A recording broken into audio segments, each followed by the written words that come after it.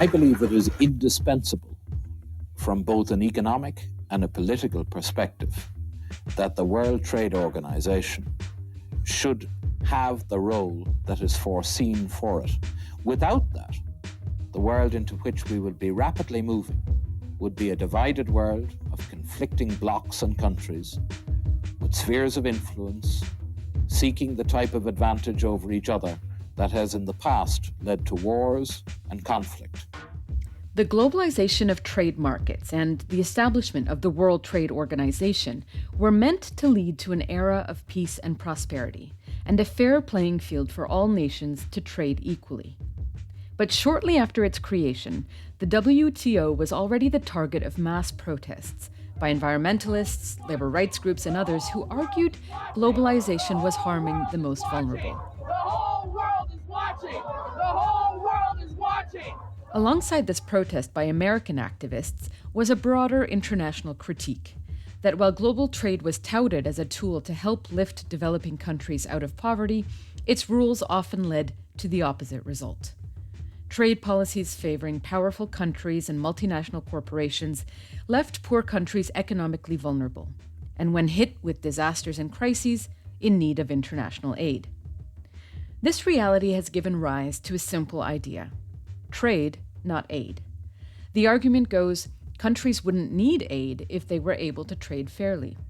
So governments sign up to the idea of trade being a good idea, and globalization is fantastic, but they decide, because they're trying to protect their local farmers, for example, they decide to impose tariffs against, let's for argument's sake, take your pick of an emerging market country.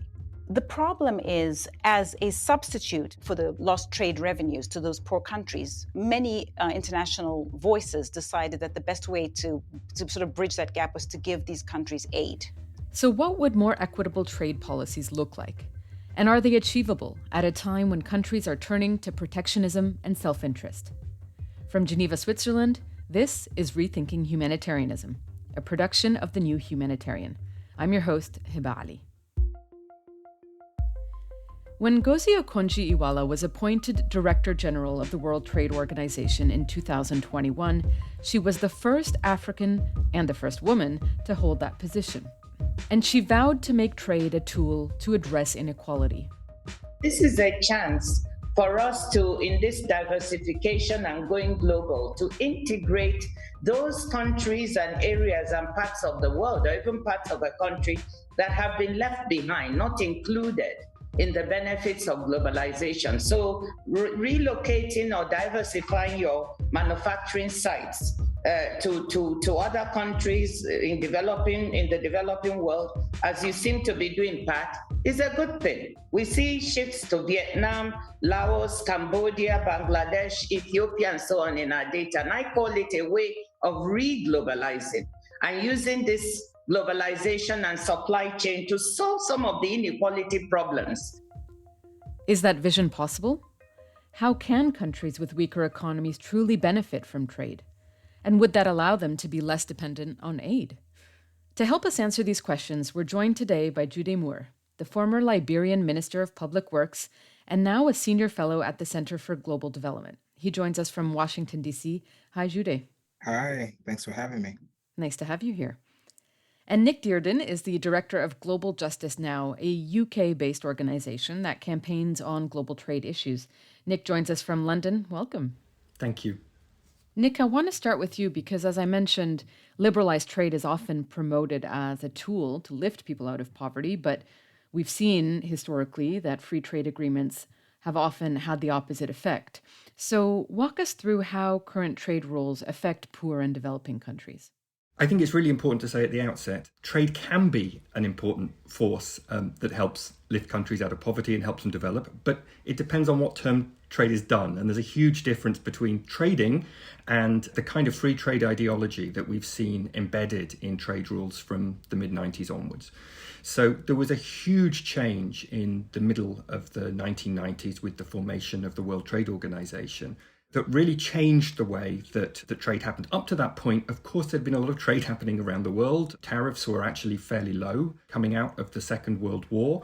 But countries traded to the extent that they saw it was good for meeting full employment or it was going to be good for their development. So, trade was a means to an end. And I think what happened with the formation of the WTO is that was turned on its head. And trade became the end in itself. So the idea was, no matter what the consequences, lower tariffs, engage in more free trade, because ideologically it became a certainty that that was going to be good for you. And that was a really big change. And the World Trade Organization also had a sanctions mechanism, which meant that effectively it could enforce its will. It can enforce these laws on countries. Whereas beforehand, there'd been lots of loopholes for countries, particularly countries of the global south. They'd been able to do things differently if they felt the need to do so.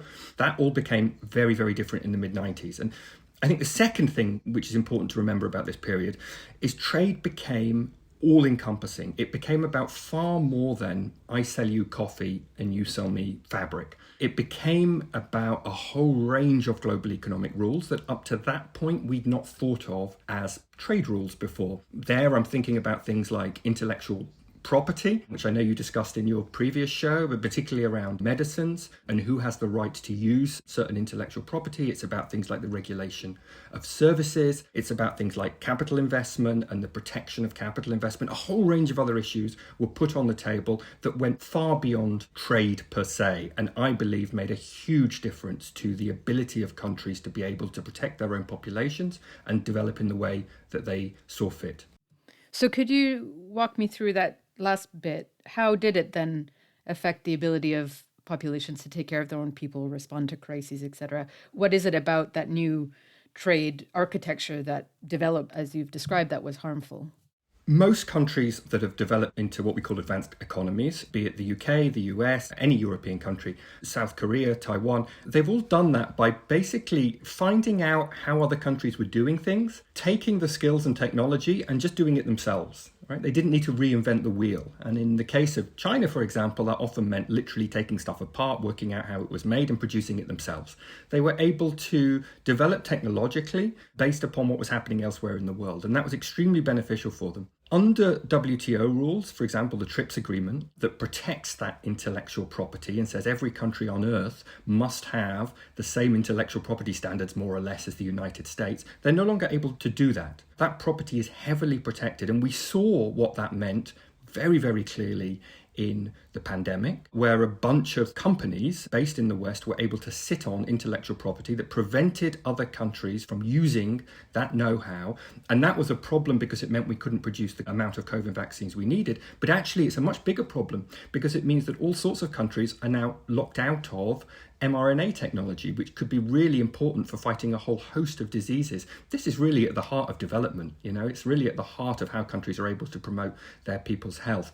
And actually what they're told to do under modern trade deals is put the supposed property and profits of multinational corporations ahead of the healthcare of their people. That's a very clear and timely example. I want to come to you, Gyude, because you, in your own way, lived through the impacts of trade policies when you worked in government in Liberia after the civil war that ended in 2003. And since then, Liberia has received more than $2.4 billion from the US government alone to rebuild the country. And so I'm curious, as you were working to recover from the war and get the economy back on track, how did trade agreements help or hurt you in that process? Why did we get to a point where trade itself became almost ideological? You have to remember that in 1989, capitalism wins. The Berlin Wall comes down, and the economies that were more liberal, the economies that were trading more, won, supposedly, right, against the communism. And so then it became this thing that if a country is going to be wealthy, it has to go this path. So something that was simply an idea took on a life of its own. And so we go down this path of liberalization. Liberia, like most African countries, at least in the tropics, are predominantly depend on raw materials. First of all, colonialism itself was driven by this need to get access to resources at source, right? And so the colonies were largely meant to provide natural resources that would be then taken from the periphery and sent to the center. When we become independent, that pattern of trade doesn't change. Most of what we export are unprocessed goods, timber, ore, iron ore, maybe some diamonds, but generally out of forest products, agricultural products like rubber, or mineral products. Those are the things that we exported.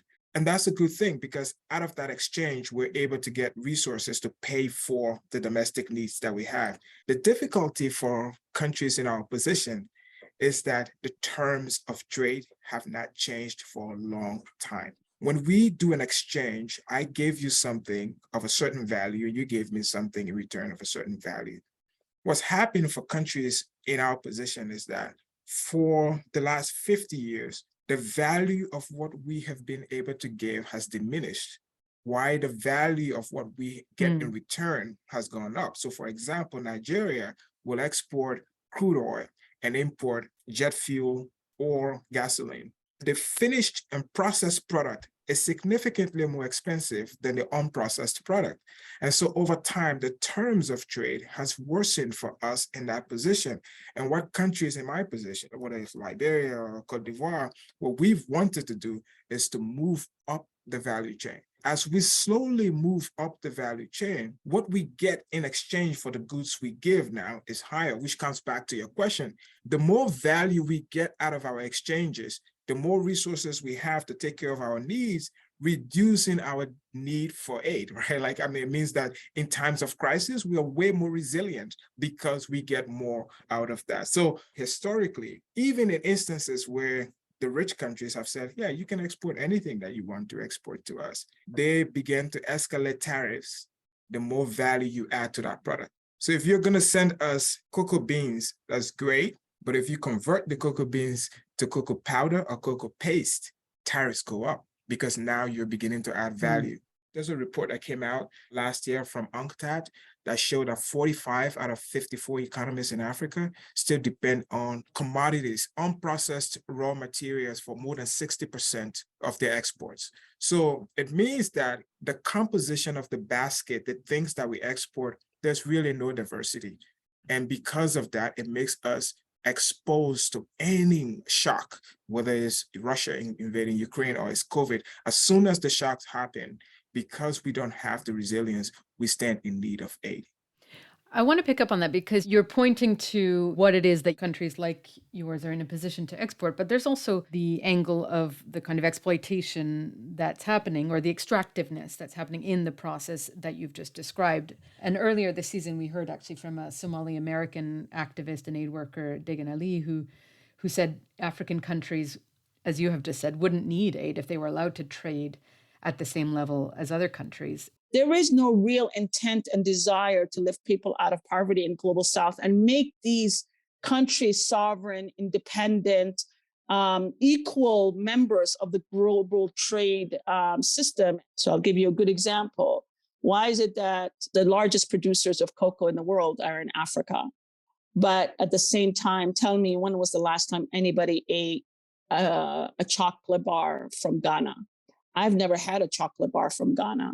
I've never seen a chocolate bar from Ghana being sold in the US or Europe. But the cocoa is taken, extracted from West Africa, taken to Europe, and rebranded as Swiss chocolate or Dutch chocolate or whatever. And they are the ones who have this reputation of having premier chocolate, the best chocolate in the world. So this is an example of how the trade policies through the arm of the IMF and the World Bank in terms of financing is inhibiting the growth of these countries. So we need to move from a situation of extracting rubber from Africa and allowing Africans to actually produce tires and having factories that produce tires. That is what's going to lift people out of poverty. China has not been successful in lifting millions and millions and millions of people out of poverty in the past 25 years through a UNICEF or UNDP project. They have lifted people out of poverty through industrialization. But the opportunity to industrialize and trade fairly has not been given to Africa. For Liberia, that is also a country exporting more commodities than finished products. To what extent that has been a process of extraction, to your mind, and not just a question of, your capacity to export?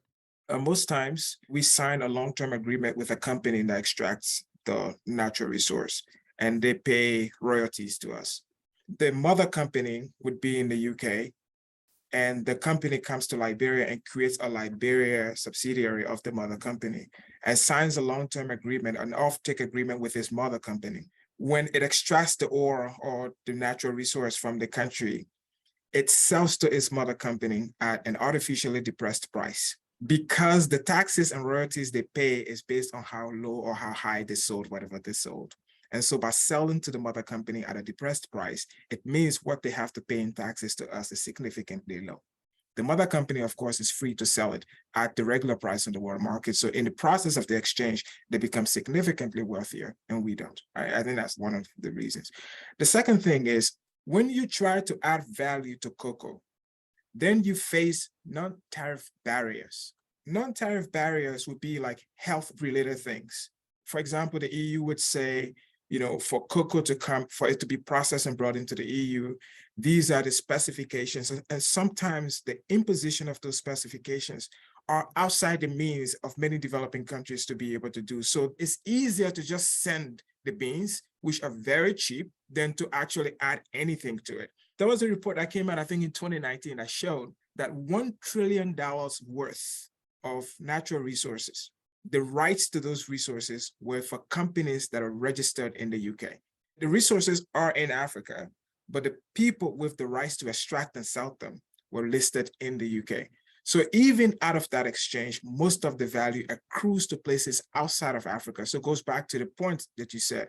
If trade were allowed to happen in a fairer way, the need for aid would significantly diminish in the poorest countries in the world. So I want to just better understand this, because you both referenced trade as an ideology and that it has become an end in itself. But when the World Trade Organization was created in 1994, it set out as one of its objectives to help developing countries benefit fully from the global trading system. So if international trade treaties and bodies like the WTO were set up specifically to help countries be able to trade equally, why is the outcome so different?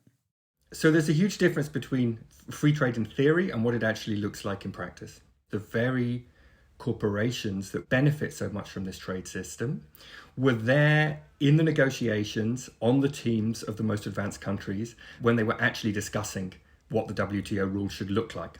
So that's one thing. There are vested interests here that are making rules because they know it's in their interests and it's going to increase their profits and their control to do that. So I think that's one problem you've got with WTO rules. But also, we talk about WTO rules being fair, but who are you talking about them being fair to? And very often, they're supposed to be fair towards international investors, which means multinational corporations and international capital. And what we mean by fair is treating that international capital at least as favorably, if not more so, than you are allowed to treat your own domestic industry, your own farmers, your own infant industries. And guess what? When these enormous titans come up against an infant industry or small farmers in your country, they are able to outcompete them.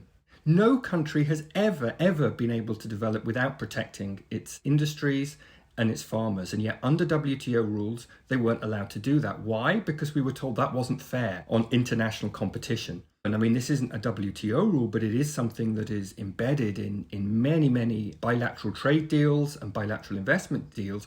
These corporations and international investors even have their own kind of courts, their own parallel legal system. It's called investor-state dispute settlement, where if they believe they have been treated unfairly in any way, they are able to bypass the legal model within the country that they're working in and go straight to international arbitration and say, no, you treated me unfairly. And what does unfair mean? Well, it often means I expected when I came into this country to earn so much profit over the next 20 years. You've changed the rules for whatever reason, to protect the healthcare of your people or to protect the environment. That's not fair. I am now going to sue you, often several times what I've invested in your country, and you're going to pay me for it. You being the government. You being the government, right. So, in what sense is that fair? It's fair from a very specific standpoint, enjoyed by the big winners of the globalization project, some of the most powerful players in the world. And I would say what we should be looking for, if what we want to do is empower and develop parts of the world that have been colonized and exploited for a long time,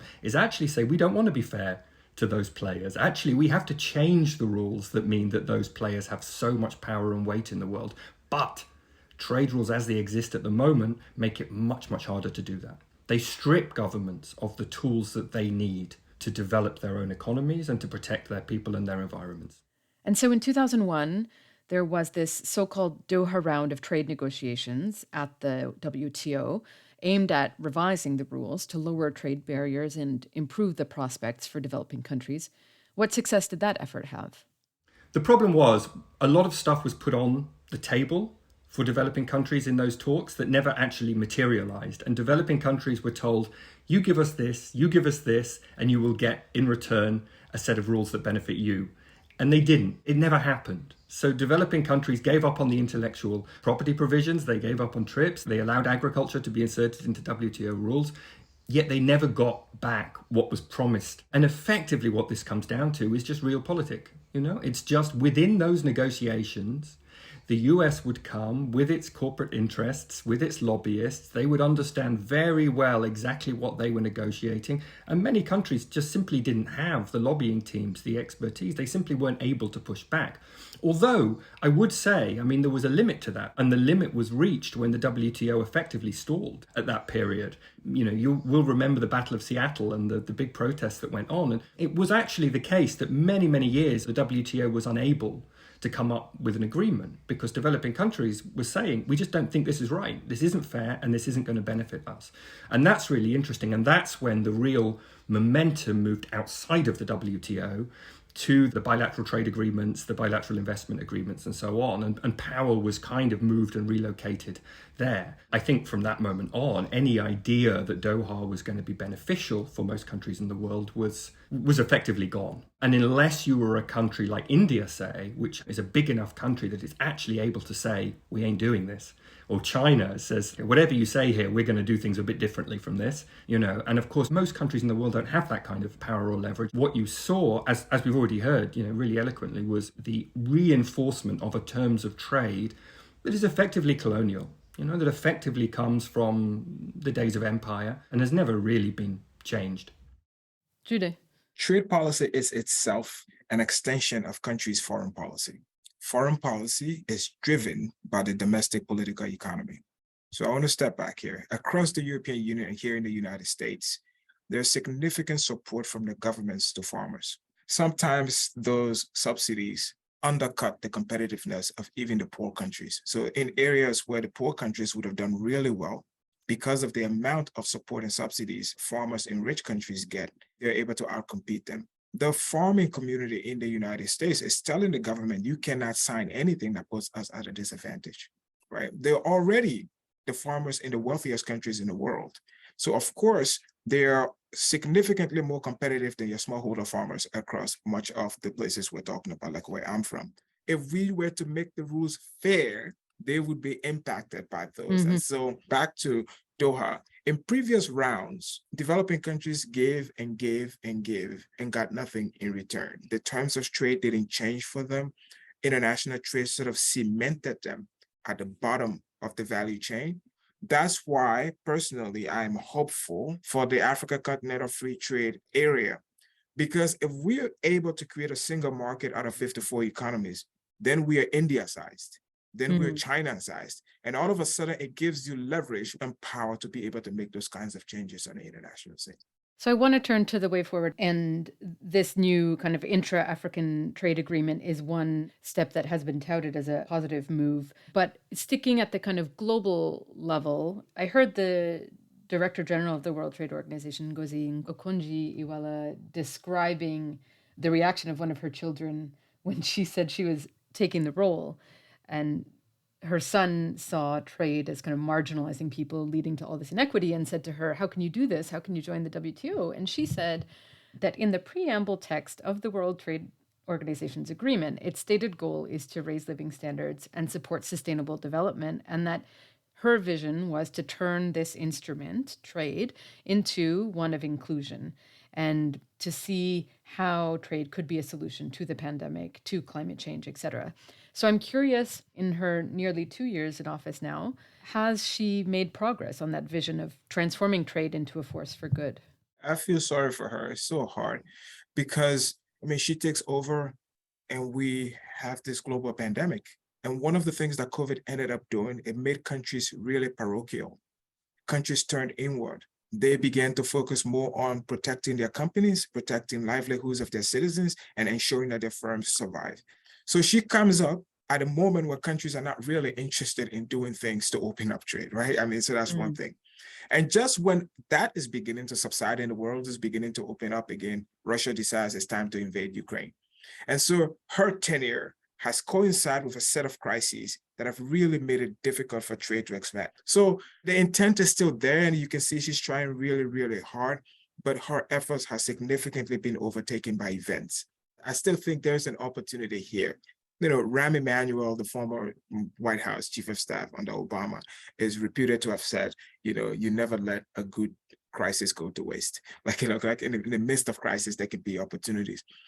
The West has found it really, really difficult to get developing countries to just sort of follow them in blanket condemnation of Russia or Gyude. And I honestly believe that if we're going to do realpolitik, this is one of the places to do it. There are things that smaller countries have been asking for about international trade that they haven't gotten for a long time. And to be able to say, look, we can go along with you if we can get some changes here, right? Like, so this is what they've been doing for a long time. And so for the first time in a long time, smaller countries have slightly more leverage than they ordinarily would have. And so by being able to ask for changes in global governance, places where those changes have been lacking for a while, this is an opportunity. I was just going to ask, Nick, how you think Okonjo-Iweala can overcome those powerful interests that you've both described, but maybe that's one strategy.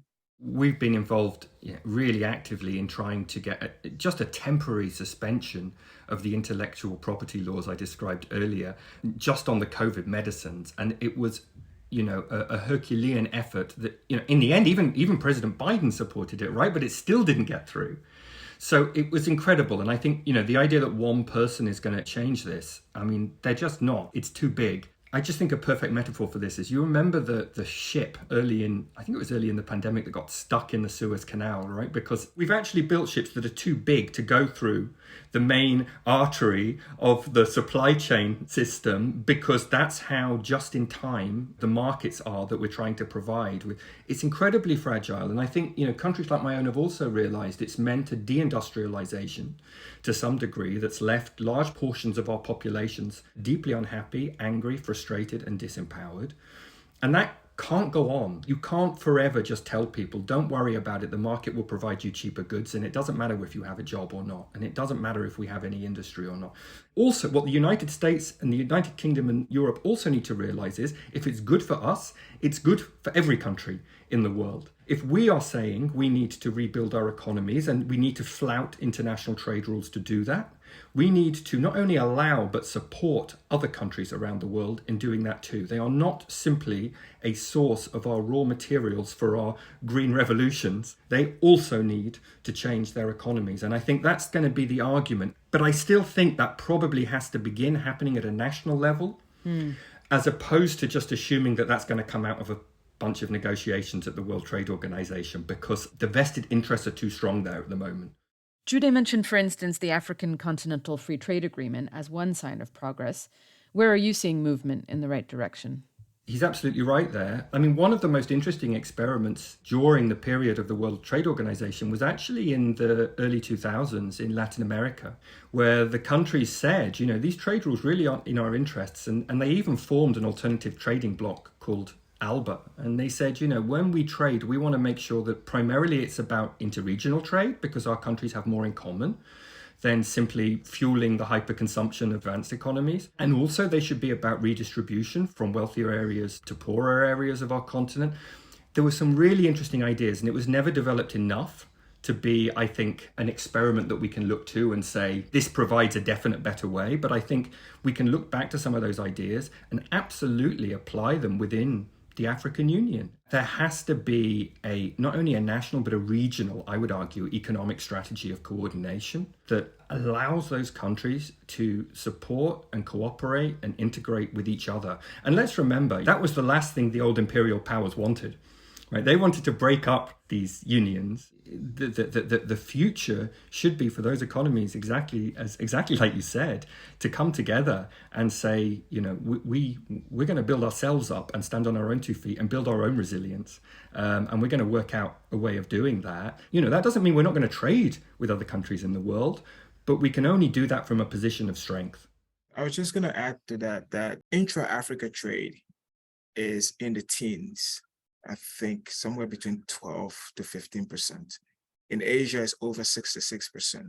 When you depend on outside markets that much, you are susceptible to any shock. So the more Africans trade with themselves, the more protected they are from shocks happening from outside the continent. One of the things that we should definitely look forward to is improving the amount and volume of trade that occurs within countries, within regions. I think this is an important step. But we should also be careful of the risks that are coming. The EU is considering imposing these barriers that, if you produce a product using coal or if you produce a product using natural gas, you face really high tariffs. Well, in Africa, the ability to be able to add value is probably going to use natural gas. Even as we think about way forward, and how we can improve that, we should keep our eyes open to things that are happening currently, whether there is in China, in the EU, or in the United States. The one good thing that I would say, and I'm not saying it's the only good thing, is at the last China-Africa Forum, FOCAC, the Chinese pledged that over the 3 years from 2022 to 2025, they would import about 300 billion worth of goods from Africa. But because we don't have that much diversity, the Chinese decided most African goods that are exported to China come in the form of agricultural goods. So they will create these things called grain lanes that make it easier for African agricultural products to have access to the Chinese market. That seems to me like a big partner who's willing to try to meet African countries where they are. We want to see similar kinds of things to go beyond just agricultural products, to Nick's point, that slowly African countries can begin to go up the value chain. Because if we're making more money from trade, our need for aid is going to significantly go down. But I'm struck hearing you both talk about the way forward. It actually echoes a little bit what we discussed on the last episode vis-a-vis vaccine equity. And the answer for some was really moving towards regional production of vaccines so as not to depend on the benevolence of the richer Western countries. And yet, if we talk about reimagining global governance, that feels to me like in the absence of a global solution, you have to move towards these other solutions. And I want to share with you this line I read in a New York Times editorial from 2016 saying, after 14 years of talks, members of the World Trade Organization have effectively ended the Doha round of negotiations, as we were saying earlier. And they described this as not unexpected, given how fruitless those discussions have been. And they said, now world leaders need to think anew about the global trading system. And to my mind, the question is then, so what would that new global trading system look like? But what I'm hearing from both of you is there so little hope in that being possible that you move towards the bilateral deals, you move towards the intra-regional trade. So is there hope for a new reimagined global trading system?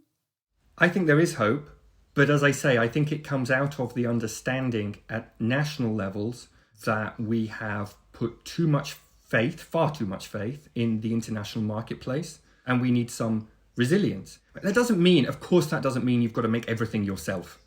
As if there's nothing outside your own little village. Of course it doesn't. But it does mean that the idea that free trade is the answer to every problem in the world has been indisputably disproven. We saw it at the beginning of the pandemic, where essentially markets just froze. That's what markets do in a crisis. The one thing that COVID did show me, and I think this is relevant to the climate crisis actually, is the importance of intellectual property, intangible assets to modern multinational corporations, and how this actually allows the hoarding of knowledge at a global level and turning many countries into effectively just renters of technology rather than being able to control technology, which is increasingly important to their economies. And I think a much, much looser form of intellectual property will be necessary. You know, we are now beginning to talk about some kind of a peace clause.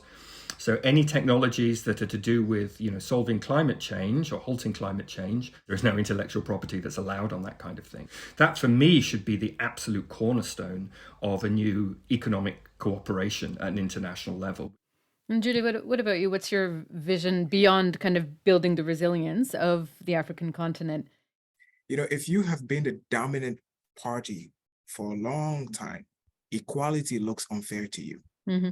And so what we're seeing is that power is accruing in places outside of the West. China is becoming powerful. The global economy is becoming Asia-centric. India is becoming powerful. A powerful bloc out of Africa and Latin America now forces the world to deal more equitably with those people. So I think as Africa's own market grows and people wanting access to the African market increases Africa's leverage, we are seeing a dispersion of power that did not exist before. And maybe that's a good thing. Maybe it allows us to be able to get a slightly better deal than we have gotten since 1945. So interesting. One final question for both of you, which is one we ask every episode.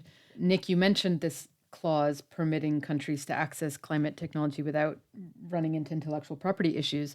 If you were to pick one practical or achievable entry point into fairer trade policies in the way you've both been describing, where do you see the place that countries, or other parties for that matter, should focus as an easier or low-hanging fruit way into that vision?